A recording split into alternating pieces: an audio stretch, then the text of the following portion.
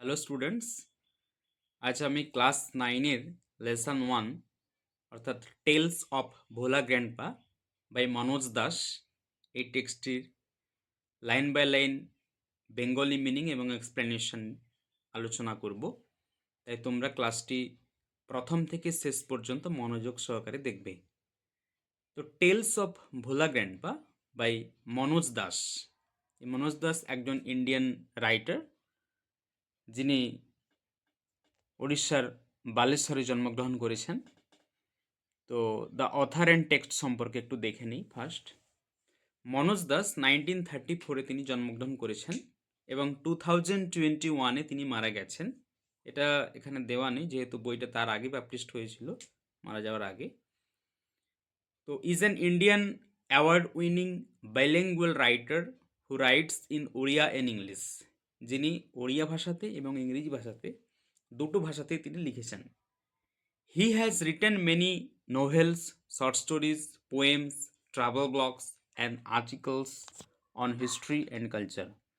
তিনি অনেক উপন্যাস লিখেছেন, ছোট গল্প লিখেছেন, শর্ট স্টোরিজ লিখেছেন, পোয়েমস তিনি কবিতা লিখেছেন, ট্রাভেল ব্লগস কিছু ভ্রমণ সংক্রান্ত ব্লগ লিখেছেন, and articles on history and culture এবং ইতিহাস এবং সংস্কৃতির বিভিন্ন ধারা তিনি লিখেছেন। তো মনোজ দাস খুবই সহজ সরল ভাষায় আমাদের এই টেলস অফ ভোলা গ্র্যান্ডপা লেখাটি তিনি লিখেছেন। এটা খুব মজার একটা বেশ গল্প। ভোলা গ্র্যান্ডপা এর মুখ্য চরিত্র হচ্ছে ভোলা দাদু বা ভোলা গ্র্যান্ডপা, যিনি কি করবেন না তার সব কিছু যে ঘটনাগুলো আমরা পাবো সেগুলো দেখব যে তার ভুলে যাওয়ার কারণেই ঘটছে। তার অত্যাধিক ভোলা মন, তার জন্যই কিন্তু বিভিন্ন ধরনের কাজে সে বিঘ্ন ঘটাচ্ছে এবং এই সমস্ত ইনসিডেন্টসগুলোকে নিয়েই এই গল্পটা তৈরি হয়েছে। তো তার সেই টেক্সট একটু জিস্টটা আমরা দেখে নিচ্ছি। The text is an edited version of the short story which narrates Bhola Grandpa's hilarious adventures seen through the eyes of a young man who had known him closely. The text is an edited version. এই যে টেক্সটটা এটা হচ্ছে একটা edited version, মানে এটা সংক্ষিপ্ত একটা version of the short story which narrates Bhola grandpa's hilarious adventure. তার কিছু মানে হিলারিয়াস অ্যাডভেঞ্চার মানে হচ্ছে কিছু হাসি খুশি সম্পন্ন অ্যাডভেঞ্চার, দুঃসাহসিক কিছু কাজ, seen through the eyes of a young man, যেটা আমরা একটা বাচ্চার চোখ দিয়ে দেখব। The eyes of a young man, একটা যুবকের চোখ দিয়ে আমরা দেখব। Who had known him closely, যাকে সে খুব কাছ থেকেই চেনে। তো the simplicity and forgetfulness of Bhola grandpa provides an element of humour on which the story hinges. সরলতা এবং forgetfulness of Bhola grandpa, Bhola গ্র্যান্ডপার বা ভোলা দাদুর যে ভুলে যাওয়ার ব্যাপারটা, এটা provides an element of humour, এটা আমাদের খুবই হাসির একটা খোরাক, অন হুইচ দ্য স্টোরি হিঞ্জেস, যেখানে এই গল্পগুলো কিন্তু রয়েছে। এরপরে আমরা টেক্সটটা শুরু করছি। Bhola grandpa and his wife lived at the western end of our village. আমাদের গ্রামের একেবারে পশ্চিম দিকের প্রান্তে ভোলা গ্র্যান্ডপা এবং তার স্ত্রী বাস করত। এ লার্জ বোকাল ট্রি, একটা বড় বকুল গাছ, ওভার শ্যাডোড দেয়ার হাট, তাদের এই কুঁড়ে ঘরটাকে ছায়া দিত। In the bakul tree lived a small troop of monkeys. ওই বকুল গাছে একদল মাঙ্কি বসবাস করত। তাহলে ট্রুপটা হচ্ছে collective noun, a troop of monkeys. Bhola grandpa and his wife did not mind it. Bhola grandpa এবং তার স্ত্রী এটা নিয়ে কিছু ভাবতো না। ওয়ান মুনলিট নাইট, একদিন চন্দ্রালোকিত রাত্রেবেলায়, we were returning from a festival. এখানে ফার্স্ট পার্সন ন্যারেটিভ দিয়ে রাইটার এই টেক্সটটি লিখেছেন। We were returning from a festival, আমরা একটা উৎসব অর্থাৎ কোনো মেলা হবে, গ্রাম্য মেলা, সেখান থেকে ফিরছি। The road was long and foggy, রাস্তাটা ছিল খুবই দীর্ঘ এবং কুয়াশাচ্ছন্ন। I was riding on the village chowkidar soldiers. আমি একটা গ্রামের চৌকিদার যে থাকতো সেই গ্রামের চৌকিদারের কাঁধে আমি চড়ছি। তাহলে আমরা এখানে দেখতে পাচ্ছি রাইটার আই দিয়ে লিখেছেন, আই ওয়াজ রাইডিং, তার মানে এখানে I writer first person narrative দিয়ে লিখেছেন এবং এটি একটি বাচ্চার চোখ দিয়ে দেখিয়েছেন, একজন যুবকের চোখ দিয়ে দেখিয়েছেন। সাডেনলি, হঠাৎ করে Bhola grandpa let out a loud wail, হঠাৎ করে সে একটা জোর চিৎকার করে উঠল। Everyone in our party was surprised, আমাদের যে দল ছিল, মানে আমরা যে মেলা থেকে ফিরছিলাম একদল মানুষ, সেই দলের সবাই কিন্তু চমকে গেল। Everyone in our party was surprised. We halted, halt মানে থামা, উই হল্টেড আমরা থামলাম।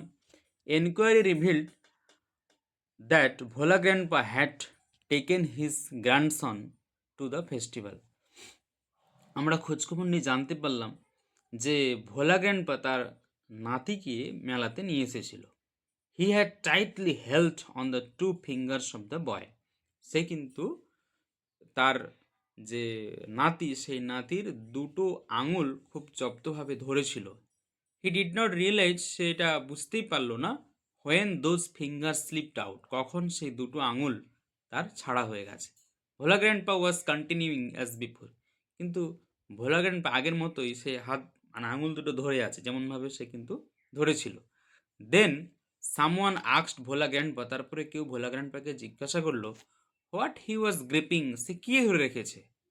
হি remember his grandson and let out a loud wail, তারপরে তার সেই নাতির কথা মনে হলো এবং একটা তীক্ষ্ণ চিৎকার করে উঠল। My father choose my father choose to sharp eyed men from our party to go back with Bhola grandpa to the festival.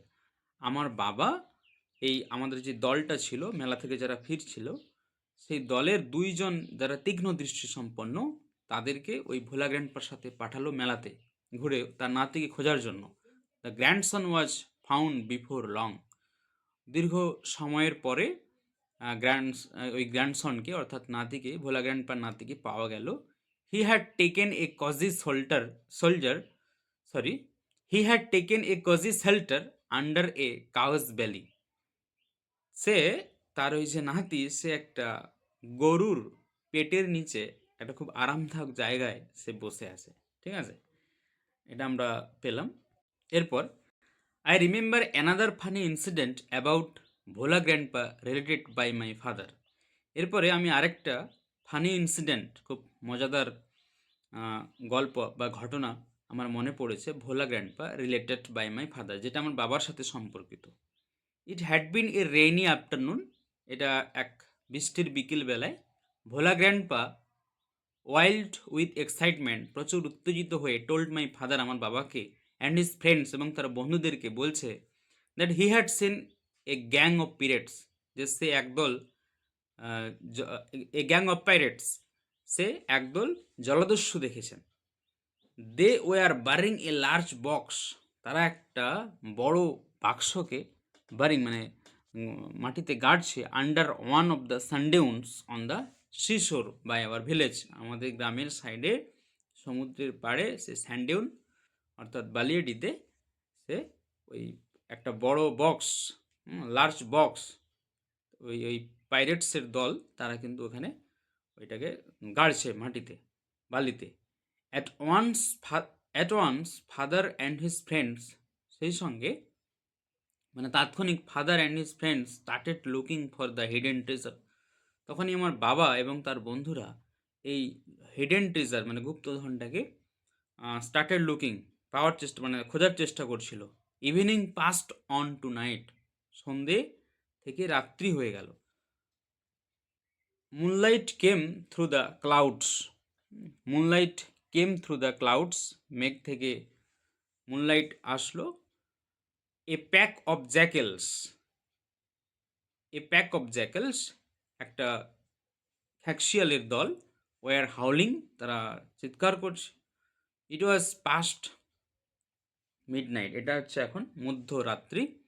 At this point of time, এই সময় Bhola grandpa confessed, Bhola grandpa স্বীকার করলো that there was no real treasure, প্রকৃতপক্ষে কোনো আসল কোনো সম্পত্তি নেই বা ট্রেজার ধনসম্পত্তি নেই। It was all a dream which he had during his midday nap. এটা ছিল একটা স্বপ্ন যেটা সে মানে দুপুরের যে হালকা ঘুম, ন্যাপ মানে হচ্ছে দুপুরের হালকা ঘুম, সেই ঘুমে সে স্বপ্নটা দেখেছিল। এটা কোনো রিয়েল ট্রিজার নয়। তাহলে আমরা ইচ অ্যান্ড এভরি ইনসিডেন্টস দেখতে পাচ্ছি যে ভোলা গানপার তার যে ভুলে যাওয়ার ঘটনাগুলো সে সব কিছুতেই ভুলে যায়, এগুলোকে নিয়েই এই গল্পটা কিন্তু তৈরি হয়েছে। এরপরে হচ্ছে once Bhola grandpa had a great adventure. এরপরে একবার Bhola grandpa had a great adventure, তার একটা খুব দুঃসাহসিক কাজকর্ম আমরা দেখেছিলাম ইন দ্য সুন্দরবনে। ইন দোজ ডেজ, ওই সময় royal Bengal tigers freely roamed the dense jungle of the Sundarbans. সেই সময় সুন্দরবনে রয়্যাল বেঙ্গল টাইগাররা কিন্তু ফ্রিলি ঘোরাফেরা করতো, হ্যাঁ, স্বাধীনভাবে তারা ঘোরাফেরা করতো। People to care to move about only in groups, particularly after sundown. মানুষজনেরা তারা কী করতো, খুব কেয়ারফুলি রোম করতো। তারা এদিক সেদিক যখন ঘুরতো তখন কিন্তু খুব তারা কেয়ারফুল থাকতো, পার্টিকুলারলি আফটার সানডাউনস। এবং তারা মানে দলে দলে যেত, গ্রুপে গ্রুপে, একজন যেত না। সূর্য ডোবার পর তো সবাই দল বেঁধেই যেত। ওয়ান ইভিনিং, একদিন সন্ধেবেলায়, Bhola grandpa was returning from the weekly market. Bhola grandpa সাপ্তাহিক কোনো মানে বাজার থেকে ফিরছে, অর্থাৎ হাট বলতে পারি আমরা, যে সপ্তাহে যে কোনো একদিন একটা বড় বাজার বসে, সেখানে সব ধরনের দোকান আসে, আমরা গ্রাম্য ভাষায় সেটাকে হাট বলে থাকি। Suddenly at a distance of about 5 years behind him, তার পেছনে প্রায় 5 গজ দূরে, he heard the growl of a royal Bengal tiger. Royal Bengal টাইগারের সে তীক্ষ্ণ চিৎকার, আওয়াজ শুনতে পেল। Bhola grandpa turn and found the bright gaze of the tiger on his face. Bhola grandpa turned and found the bright gaze of the tiger on his face. Bhola grandpa ঘুরলো এবং দেখলো the bright gaze of the tiger on his face, যে বাঘটা তার মুখের দিকে একেবারে এক দৃষ্টি দিয়ে জলজল করে তাকিয়ে আছে। Bhola grandpa instantly climbed up a nearby banyan tree. Bhola grandpa কী করলো, একটা সামনের বটগাছ ছিল, সেই বটগাছে মানে হঠাৎ করে, মানে সেই যা বাঘকে দেখলো তাৎক্ষণিক সে ওই বেনিয়ান ট্রিতে উঠে পড়লো। The tiger road and circle the tree about 100 times। ওই বাঘটা road and circle the tree, ওই গাছটাকে বেষ্টন করে ঘুরতে থাকলো প্রায় 100 বারেরও বেশি। Then it settle down under a bush without taking its eye off him. তারপরে বাঘটা সে ক্লান্ত হয়ে গিয়েছে এবং গাছের নিচেই সে বসে গেছে, উইথাউট টেকিং আই অফ হিম, কিন্তু সেই ভোলা গ্র্যান্ডপার দিকে কিন্তু তাকিয়েই আছে। উইথ নাইট ফল, যেইমাত্র রাত্রি হলো, তো ফরেস্ট গ্রিউ ডার্ক অ্যান্ড সাইলেন্ট, এই বনটা তখন আরও কালো অন্ধকার গভীর হলো এবং সাইলেন্ট, নীরব হলো। Bhola grandpa could hear the tiger beating its tail on the dry leaves. Bhola grandpa could hear, সে শুনতে পেয়েছিল, the tigers beating its tail on the dry leaves, শুকনো পাতার উপরে ওই বাঘের লেজটার যে শব্দ করছে, লেজটা যখন নাড়াচ্ছে তখন শুকনো পাতাগুলোর শব্দ হচ্ছে, সেটা সে শুনতে পাচ্ছিল। আওয়ার্স পাস্ট, ঘন্টার পর ঘন্টা কেটে যায়। Dawn broke with the cooing of ডাক, এবারে ভোর হলো, কুইং অফ ডাবস, সে ঘুঘু পাখিদের ডাকে। Bhola grandpa came down, Bhola grandpa এখন নেমে এলো। There was a group of men on a mount a little way, একদল মানুষ a mount a little way, একটু দূরে একটা মাটির ঢিবি, সেই ঢিবিতে দাঁড়িয়ে আছে। Bhola grandpa climbed the mount, ওই ভোলা গ্র্যান্ডপা হচ্ছে ওই যে তারা যে সেই সমস্ত লোকজন যেখানে দাঁড়িয়েছিল ওই উঁচু জায়গাটাতে, সেইখানে উঠলো। And requested the first man, এবং প্রথম মানুষটাকে, দ্যাট ইজ সি, যাকে সে প্রথম দেখেছিল, তাকে সে অনুরোধ করলো for some water to drink, কিছু জল পান করার জন্য, তাকে কিছু জল দেওয়ার জন্য। The man had seen the tiger waiting, হ্যাঁ, মানুষটা দেখেছিল যে বাঘটা ওখানে ওয়েট করছে। মানে ভোলা গ্র্যান্ডপা ওই যে ঢিবিতে যে সমস্ত মানুষগুলো দাঁড়িয়েছিল তাদের কাছে যে প্রথম মানুষটাকে কিছু মানে একটু জল চাইছে যে আমাকে একটু জল দিন। তো মানুষটা অবাকভাবে দেখলো যে গাছের নিচে বাঘ আর ভোলা গ্র্যান্ডপা গাছ থেকে নেমে আমাদের কাছে এলো। তাহলে কি ব্যাপারটা? সে অবাক হয়ে গেল। The man had seen the tiger waiting. He was much bewildered. সে তো খুব মানে অবাক হয়ে গেল। বিউল্ডার মানে puzzle. What is your secret that you simply walk past the hungry beast and it did nothing? বলছে তোমার গোপন ব্যাপারটা কি বলো তো, যে তুমি সহজ সরলভাবে walk the past hungry beast, এই ক্ষুধার্ত পশুটার পাশ কাটিয়ে তুমি চলে এলে, ইট ডিড নাথিং, এটা তুমি কিছুই করলো না। হি আস্কড ভোলা গ্র্যান্ডপা, সে ভোলা গ্র্যান্ডপাকে জিজ্ঞেস করলো। The tiger was stretching its limbs and yawning. এবারে বাঘটাও ঘুমিয়ে গিয়েছিল রাত্রে, সেও ভোরবেলা উঠেছে এবং স্ট্রেচিং ইটস লাইমস, তার যে পাঁজর ফাঁজর বা হাত পাগুলোকে মিলছে এবং ইয়েনিং হাই তুলছে। দেন ভোলা গ্র্যান্ডপা রিমেম্বার, তারপরে ভোলা গ্র্যান্ডপার মনে হলো the tiger and looked at it, সেই বাঘটার কথা এবং সেই বাঘটা যে তার দিকে তাকিয়েছিল। তার মানে সে এতক্ষণ ভুলে গেছিল, রাত্রি হয়ে গেছে, গাছে এসে ঘুমিয়ে গেছিল, এই গাছ থেকে নেমে গেছে, ভুলে গেছে সব। Bhola grandpa almost lost his sense in fear. Bhola grandpa মানে তার যে সেন্সটা সে হারিয়ে দিয়েছিল, ভয়েই সে তার এই সেন্সটা হারিয়ে দিয়েছিল। হি র্যান ব্যাক হোম, তারপরে সে দৌড়ে বাড়ি চলে গেল। এরপরে last paragraph. Half a century later, প্রায় 50 বছর পর, Bhola grandpa left us for ever, Bhola grandpa আমাদের ছেড়ে চলে গেলেন। One morning at the age of 95, 95 বছর বয়সে ভোলা গ্র্যান্ডপা আমাদের ছেড়ে চলে গেছে। হিজ 80 year old ওয়াইফ, তার 80 বছরের বৃদ্ধা স্ত্রী, ল্যামেন্টেড মাচ, এখনও অনেকটাই সে ল্যামেন্ট মানে দুঃখ প্রকাশ করে। সি সেট উইথ এ সাই, সে দীর্ঘশ্বাস নিয়ে বলে, the old man must have forgotten to breathe, এই বৃদ্ধ মানুষটা এখন শ্বাস প্রশ্বাস নিতেই ভুলে গেছে। তাহলে এটা কিন্তু মানে ইউফেমিজম বলা যেতে পারে, হ্যাঁ, কোমলোক্তি। তিনি মারা গেছেন, কিন্তু আমরা ঘুরিয়ে বলছি the old man must have forgotten to breathe, এটাকে ফিগার অফ স্পিচের ভাষায় ইউফেমিজম বলা হচ্ছে। ঠিক আছে, এটা এই গল্পের এখানেই শেষ। আমরা পরবর্তী ভিডিওতে কোশ্চেন অ্যান্সারগুলোকে নিয়ে আলোচনা করব। তোমরা সবাই এই টেক্সটটি সুন্দরভাবে এই ভিডিও দেখে টেক্সট দেখে সমস্ত তার ওয়ার্ডস এবং বেঙ্গলি মিনিংগুলোকে রেডি করবে। ঠিক আছে, আজকে এই পর্যন্তই। পরবর্তী ভিডিও নিয়ে পরবর্তী ক্লাসে দেখা হচ্ছে।